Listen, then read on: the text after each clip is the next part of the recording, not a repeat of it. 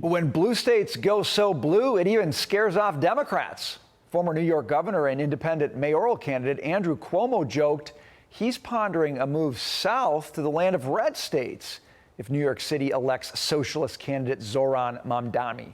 He told business leaders over the weekend, quote, "It's all or nothing. We either win or even I will move to Florida. God forbid." Well, Governor Ron DeSantis has a message for any liberal looking to escape their own party's insanity, responding to Cuomo on X, quote, "Don't New York, our Florida." Joining us live at the desk to discuss all of this is Fox News contributor Liz Peek. Liz, I love the use of New York as a verb. I think it's just really. I think it's just brilliant. But I'm curious to know what you think about this, because the way the current polling looks, it suggests that Cuomo, then, if he's going to live up to what he says, he might be moving to Florida, because he's not in the lead right now in these New York City mayoral races. Well, he will be part of a rush. I mean, he's not the first person to leave New York. There are tens of thousands of New Yorkers, literally, in the last 5 years have moved to New York. Why? Lower taxes, lower cost of living, less crime, better quality of life, good weather, all those things combined. There has been a steady exodus, and that is one of the big problems for New York City right now. We don't have the revenues we should have because not just people, but businesses have left. With the remote era, the era of working remotely, so many hedge funds and private equity firms and banks moved to Florida, costing New York tens of billions of dollars in lost revenue, a problem that Mamdani has refused to acknowledge.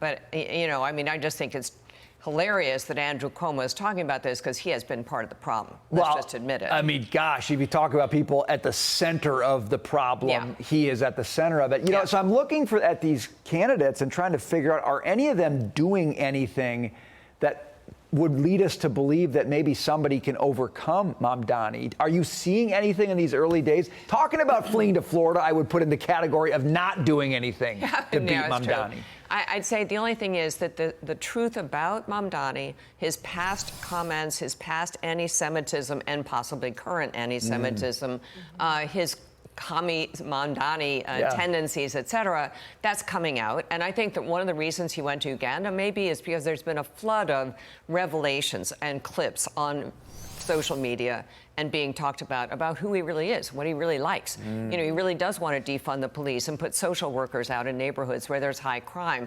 That, you know, as people, excuse me, find out about that, I don't think they're going to be terribly impressed. So, yeah, I think that's all that's happening. And I think the polling is indicating a little bit of a tighter race. Thank the Lord. Let's hope somebody drops out and he is not our next mayor. I think that's the big question, is who is going to drop out, and whether or not that could be possibly Governor Cuomo. But the other thing that I find to be so concerning, though, is that as we're learning more and more about Mamdani and some of his policies, it seems to me like he's really speaking to this affordability crisis. He's talking about housing. He's talking about childcare. Those are issues that really younger generations are reckoning with, particularly here in New York City, such an expensive city. And I'm not sure that they're really well read in. I mean, they're the ones that are kind of embracing this socialism. No question. He has been very, very effective in talking about things people care about, which, by the way, Democrats have not been doing over the last election cycles. So good for him. But obviously his prescriptions for how to fix the problems of the city and the young people living in the cities are totally wrong and wacko, and they don't know it. I mean, they don't know that rent controls always destroy your housing stock. They don't know that government-run grocery stores, let's look at government-run pot stores. If anything should be successful in New York, it's selling marijuana, right? It's been a complete catastrophe. They can't get it right. Exactly. Well, speaking of wacko, Liz, the left is still mourning the cancellation of Stephen Colbert's Late Show like it's the fall of the First Amendment. Here's how former NPR boss Vivian Schiller spun it. Listen.